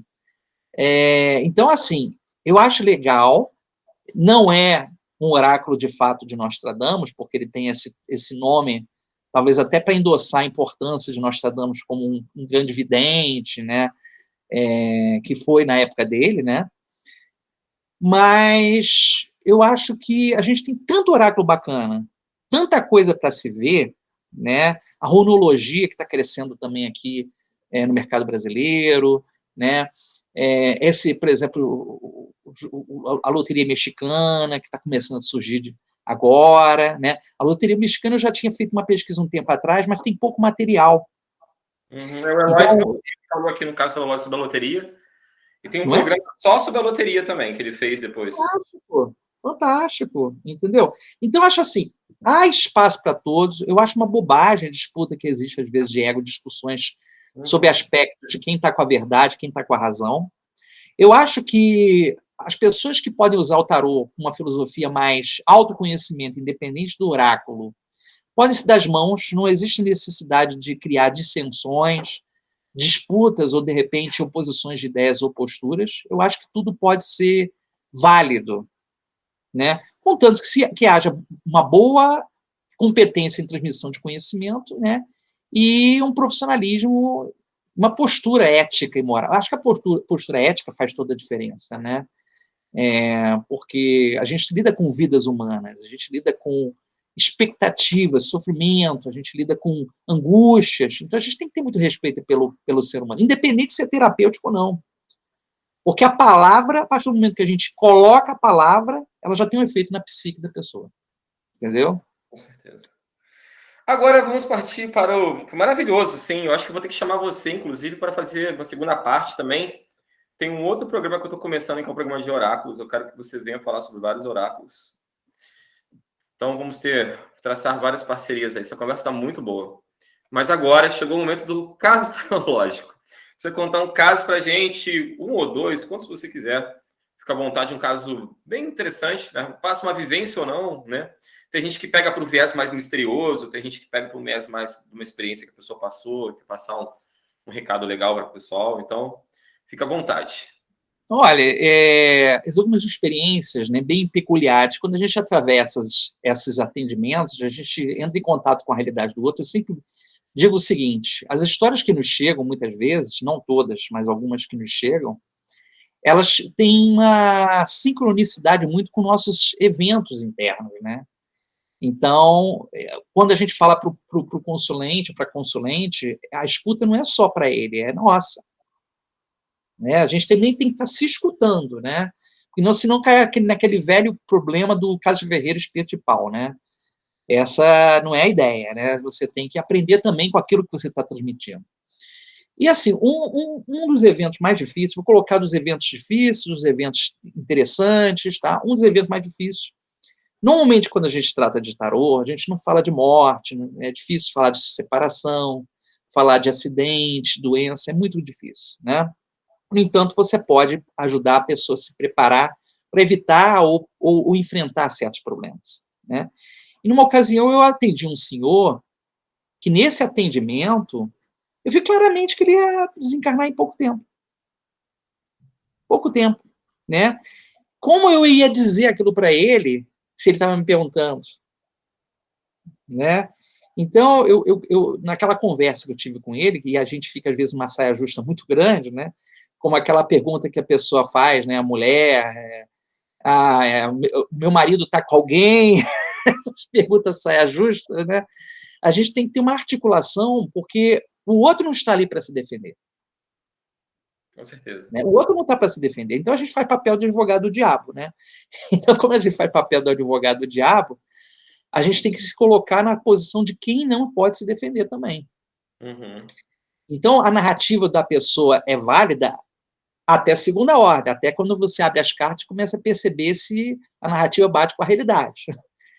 E ali eu tive que ter todo um cuidado, uma articulação para preparar a pessoa. Eu soube que, coisa assim, tipo, um mês e pouco depois, aquele senhor desencarnou, né? Ele mexeu bastante comigo no final da consulta, fiquei muito emotivo, né? Não para transparecer para essa pessoa, mas eu fiquei muito mexido depois. Outra pessoa foi um caso de um assassinato, uma coisa bem pesada, e a gravação era feita, eu já passei por várias etapas de consultas, de gravação de consulta, né? Comecei gravando fita cassete, depois passei para aquela fita cassete micro, depois eu passei para CD, DVD, né? E hoje eu estou nos pendrives da vida e arquivos nas nuvens, né? Então a gente vai evoluindo de acordo com o tempo. Sim. E eu lembro que, na ocasião, a consulta, ela fez apontamentos muito sérios sobre uma possível ameaça a essa pessoa. Eu falei que, na consulta, que essa pessoa, por exemplo, não deveria, num certo período, abrir a porta para um desconhecido num ciclo. Era tipo assim, não abre porta para ninguém que você não conheça dentro desse prazo. Uhum. E aconteceu da pessoa abrir, e a pessoa foi assassinada, né? Então, me lembro claramente que eu fui chamado para depor, e a gravação foi utilizada como material de investigação. Caramba!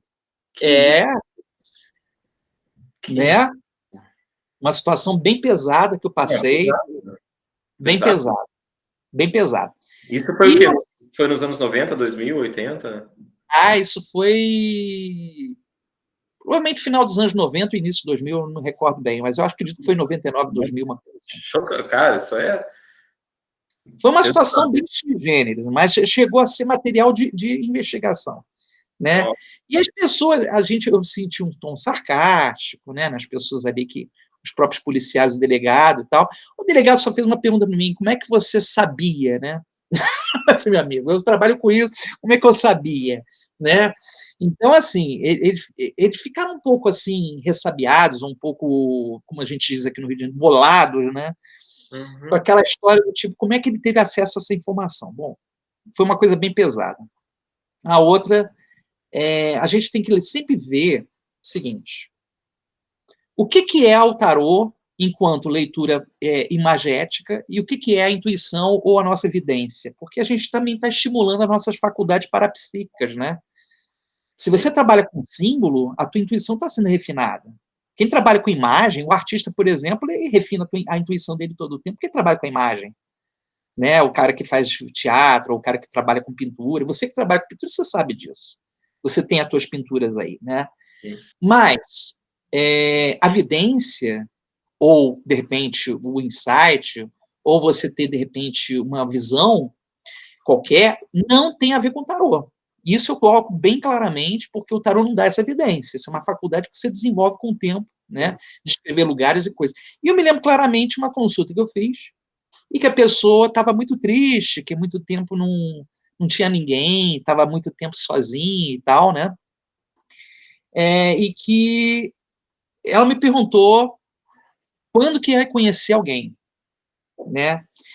E na leitura me veio uma imagem. Quer dizer, eu vendo aquela figura do sol com a lua e tal, eu falei assim, olha só, você vai conhecer uma pessoa num eclipse. Essa pessoa vai estar ao teu lado, vocês vão conversar, essa pessoa vai te emprestar o raio-x ou qualquer coisa para você ver o eclipse. Você vai estar vestido assim e vai acontecer tal coisa. Vocês vão casar e vão ter filhos, vão ficar juntos. E foi exatamente o que essa pessoa me contou. Rolou exatamente como... É o tarô que me deu essa visão? Não. O tarô foi um estímulo, uma ponte para chegar a esse tipo de experiência. Sim. Né? É uma coisa sui generis, né? nós precisamos sempre ter uma postura para que, quando a gente faz uma leitura, não inverta. Por exemplo, há muitas técnicas que eu adotei com o tempo, métodos que eu criei para saber se a pessoa está me dando pernada. O consulente pode, às vezes, testar a gente. Uhum. Tem pessoas que acham assim, vou tirar aliança para saber se ele sabe se eu sou casado ou não, né? Eu vou omitir tal coisa, não vou falar nada, não vou dizer sim nem não. Então as pessoas ficam achando que a gente, na verdade, fica adivinhando. É obrigação de adivinhar, né? Aquela coisa... né? Se porventura brota alguma coisa, né? Isso é natural, esse ponto a gente não tem controle. A intuição é uma faculdade das 4 funções psíquicas, né? Pensamento, sentimento, intuição e sensação. A intuição é mais subjetiva, né? Eu digo que a intuição é a Matrix, né? A intuição é a Matrix, uma parte da Matrix, então você não tem muito controle. Eu diria assim que, numa metodologia, a paciente chegou para mim, a consulente chegou para mim e queimou o filme do marido, dizendo que o marido era assim, que o marido fazia, que o marido acontecia, que o marido isso. Eu falei assim, bom, peraí, eu tenho uma técnica no Mandala, que é um método de 12 casas, né? Que a carta do arcano maior, ela aparecendo em pé ou invertida, diz respeito à ação da pessoa. Por exemplo, se ela está invertida para mim, eu sei que é o consulente que está fazendo. Se ela está em pé, é o outro. Alguém ou algum fator externo. Tá? Quando eu vi na casa 7, que é a casa do casamento dessa pessoa, o diabo invertido, aí eu falei, ela que está vivendo o papel do diabo, ela que está personificando esse diabo. Né? Então, assim, eu comecei a pontuar na leitura aspectos do comportamento dela, que ela ficou profundamente indignada, irritada, né? Aquela coisa toda. Mas, muito tempo depois, essa pessoa veio pedir desculpa, né? E reconhecer que naquela época não tinha uma maturidade, estava tomado por uma paixonite, estava muito passional, né? Muito passional. Então, a gente tem esse tipo de coisa, essas vivências, porque a gente precisamos ter a visão técnica além da intuição. Se você não tiver, por exemplo, elementos para você se apoiar na leitura, você saber se o consulente está fazendo, uma coisa típica da roda da fortuna, né? A roda da fortuna, quando é que ela sobe e desce? É uma pergunta. Quando é que ela sobe e desce? Se ela é uma engrenagem que gira sobre o próprio eixo, um exemplo que eu faço, que eu dou, eu olho o arcano menor que está do lado. Se o arcano menor ele é desafiador, eu não gosto de chamar de negativo, a roda está descendo. Se o arcano é fluente, a roda está subindo. É simples. Entendeu? Eu fico sacando essas coisas, né? São na verdade, né, metodologias que se tornam idiosincrasias no comportamento do profissional e que eu começo a perceber o que está rolando, o que está acontecendo, né? Quando tem a ação da pessoa. Se a figura da corte, por exemplo, é uma pessoa, se a figura da corte é uma persona, se a pessoa que está incorporando aquilo é uma pessoa na vida do consulente, da consulente. Tudo isso, sabe, Ocal, é bacana. A beleza dos oráculos é de nos colocar num lugar onde a gente tem que ser muito humilde. Porque nós vamos morrer, os oráculos vão ficar. Né? Então a gente tem que ter muita humildade e achar que a gente primeiro tem que colocar o oráculo no lugar que é de dignidade dele. A história, e ele veio antes de nós. Né? Se o oráculo é antigo, ele é milenar, ele deve ser muito respeitado. Né? Então, eu sempre digo, uma pessoa que vai fazer, por exemplo, o uso de um I Ching, gente, ali é 4.000 anos, né, de história que você tem que saber respeitar. Com certeza.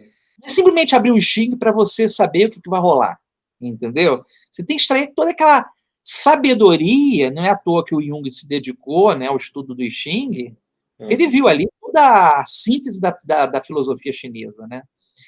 Então, nós, praticantes de oráculos, precisamos ter a humildade, não nos colocarmos acima do oráculo, tá? Porque o oráculo também ele tem uma sabedoria, né? Uma egrégora, vamos colocar assim. E essa egrégora a partir do momento que você começa a abusar, né? Alguma coisa também começa a dar ruim, né? Começa a não funcionar devidamente. Tem pessoas que vêm com aquele papo, eu vou abrir o baralho, sai o mago, tá fechado o jogo. Pô, o cara foi até ali, esperar a consulta, marcou, aí ele chega na hora, fechado o jogo, tchau, você não precisa voltar mais. Isso é uma maldade. Aí já, cara, que ele tá na insegurança. Eu acho que essa é uma insegurança, né? Não existe oráculo fechado. Existe o oraculista fechado ao jogo. É. Ele que está fechado, não existe oráculo fechado. Qualquer leitura que você coloca na mesa, a hora que precisar, você lê. Então, você sabe que você está nesse meio, o Calvo, entrevistando pessoas, Uhum. e o olhar sobre o ser humano que lida com essas ferramentas é um olhar muito transformador. E nós nunca sabemos o suficiente. Sim. Nunca sabemos o suficiente. Tá? Toda hora a gente está descobrindo coisas novas, Isso que toda é, hora a gente está descobrindo isso que é coisas novas. beleza. Isso que é o gostoso do tarô, a beleza do tarô, né? Então, e esse que é o tarólogo, né? O cara que está sempre descobrindo coisas novas, estudando o tarô, né? Vivenciando o tarô, experienciando o tarô também são experiências, né? As experiências fazem parte do tarô. Essa é a ideia. Essa é a Essa é a ideia. ideia. Essa é a ideia. Cara, olha, foi maravilhoso o nosso papo de hoje. Eu vou deixar, gente, todos os links aqui do Giancarlo na descrição. Vocês entrarem em contato com ele. Eu tenho o Instagram também, @GiancarloQuintinite, tá? Mas eu passo para você e você pode passar para as Sempre pessoas. passo os links, vou colocar tudo aqui embaixo. Eu vou te chamar para uma segunda parte, o segundo bate-papo. Um terceiro, talvez, para a gente conversar sobre um pouco mais sobre isso. Eu queria Se você agradecer mais uma quiser, vez. eu vou reunir as obras aqui, porque como eu estou como voluntário ajudando aqui na cidade, eu não tive tempo hábil de reunir as obras para poder ilustrar aqui.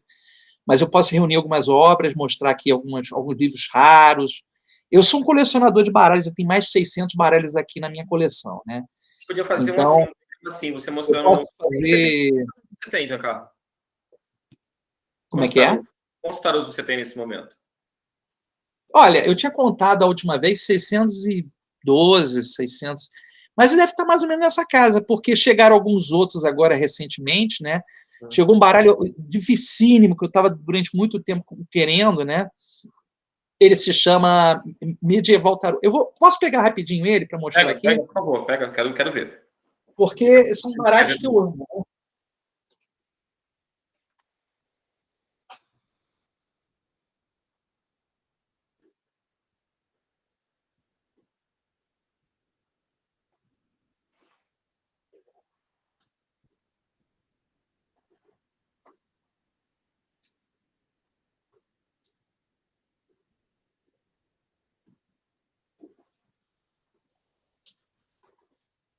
Então, vamos lá. Eu peguei aqui algumas coisas para mostrar para vocês. Né? Vamos lá. Esse baralho que chegou aqui recentemente, né? Esse aqui é o Medieval Europa Tarot. Né? Muito legal. Ele é um baralho, ele tem uma caixa bem grossa. Ele é um baralho maravilhoso. Ele tem 86 cartas?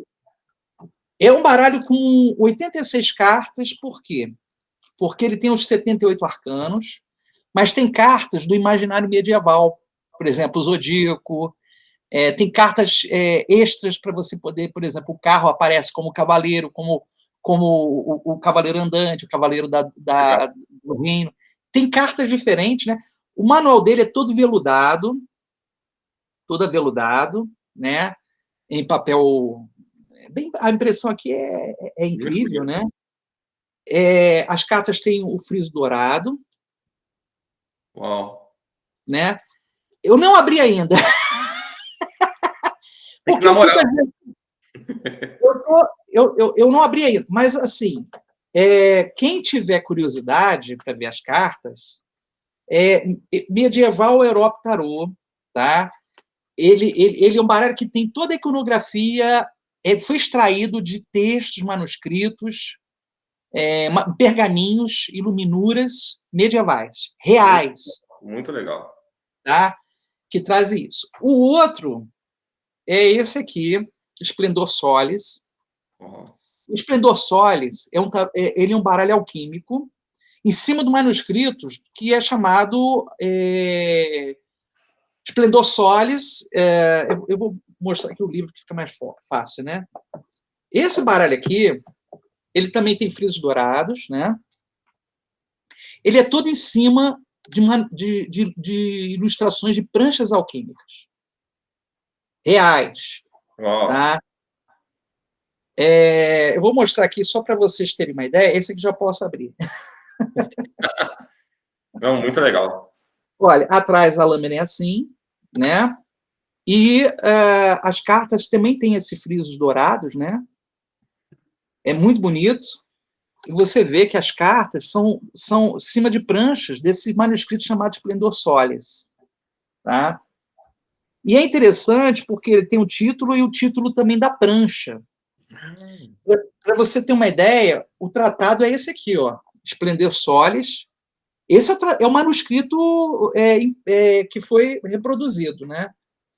Ele explica a história. Então, é um manuscrito alquímico que faz associação, o autor faz associação com cartas do tarô. Interessante.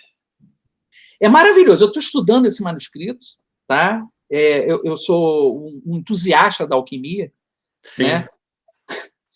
E, oportunamente, se você quiser, a gente pode fazer uma live sobre baralhos raros de tarô. Eu reúno a nata de baralhos raros e mostro todas as edições que saíram no mundo dos Visconde Forza, as primeiras edições que saíram depois do museu. Pode fazer em breve, inclusive, se você tiver disposto. Pode. A gente pode fazer isso, né?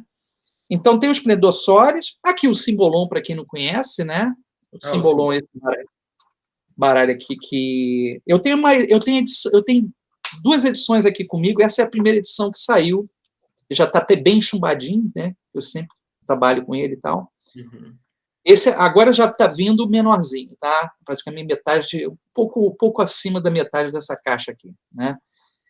Esse baralho aqui é lindo, né? Ele tem uma simbologia, como eu expliquei para vocês, que faz essa relação, né? Entre a gente tem aqui os signos e os planetas embaixo, né? Explicando, você vê que tem um lado da carta que é ativo e o outro lado da carta que é passivo. Ele explica isso, né? Aqui, por exemplo, é uma das 12 mais arquetípicas, Plutão, Escorpião, o sedutor. A gente vê muita relação com o Arcano 15, o Diabo, né? Uhum. Então, isso é bem curioso. E recentemente, uma amiga que foi à Europa me presenteou com o curioso tarô dos confinados, que é um tarô baseado todo no Covid-19. Você postou esse, eu achei muito engraçado, achei bem interessante, na verdade, muito legal. Ele é todo com máscara, né? A máscara para proteger do Covid, né? As cartas aqui, elas são bem curiosas, né? O mago aqui com microscópio, máscara, né? É a realidade atual, né? É um zeitgeist. Exatamente, é um zeitgeist. Então, o Cal, aqui eu tenho uma coleção, eu gosto muito de baralhos clássicos, né? E os baralhos que eu tenho aqui históricos, eu tenho um baralho da Marvel, que ele é tão raro hoje, que as cartas que eventualmente aparecem no eBay são vendidas separadamente por uma pequena fortuna. Caramba. Às vezes uma carta custa, por exemplo, R$1.000. Uma carta do Marvel Tarot custa R$1.000, entendeu? Não, olha só, vamos fazer com certeza, então, um vídeo sobre... E quem sabe nesse vídeo você também passa um pouco do processo evolutivo do tarô dentro da sua coleção. Isso é legal e se mostra as várias versões que você tem. A gente vai marcar isso em breve. E obrigado por compartilhar aqui os tarôs no final. Essa surpresa. Eu fico entusiasmado. Se deixar aqui, eu vou até a alta madrugada conversando sobre isso. Eu fico aqui conversando. Eu só vou ter que ir lá porque eu tenho que ajudar lá com o bebê. Claro. Eu te fazer um programa aqui e dividir de 10 horas, dividir em 5 partes. Mas a gente vai em breve. Muito obrigado, gente. Muito obrigado, Giancarlo, também, por compartilhar. Obrigado a você, Cal. Obrigado aos nossos espectadores. E é uma satisfação. Parabéns pelo teu trabalho, parabéns pelo teu filhote. Né? Eu fico muito feliz que tem pessoas como você fazendo um trabalho sério de divulgação. A gente precisa exatamente dessa unidade, dessa amálgama no meio oracular, né? Sem aquela coisa tipo, um faz assim, o outro faz assado. No final, todo mundo tem o mesmo objetivo, resgate humano. Com certeza. É exatamente essa ideia aqui do programa, a gente trazer a visão de todo mundo e dos grandes expoentes do tarô também, brasileiro. Em breve também alguns entrevistados internacionais em inglês, eu estou só em francês, também estou só vendo como é que eu vou fazer com as legendas. E eu vou fazer uma segunda parte, terceira parte com o Giancarlo também. Giancarlo, muito obrigado pelo carinho, por esse momento que está passando em Petrópolis. E, gente, vamos, quem sabe, também deixar alguns links aqui de doação, será que a gente pode fazer isso? Aqueles links... Eu vou passar para você, será ótimo. A gente precisa hoje muito de água. O Giancarlo foi fazendo a live dele, né? Infelizmente, né, apenas oração e good vibes, energia positiva não vai ajudar as pessoas. A gente tem que doar e tem que ajudar da melhor maneira que a gente pode mesmo, né? Deixar de tomar uma cervejinha, deixar de comprar um cigarrinho, né? Ou deixar de comprar o que seja e ajudar as pessoas que realmente precisam nesse momento, compartilhar o pão. Gente, muito obrigado, Giancarlo. Tá? Mais uma vez, carinho para vocês e estamos juntos. Tô parando aqui.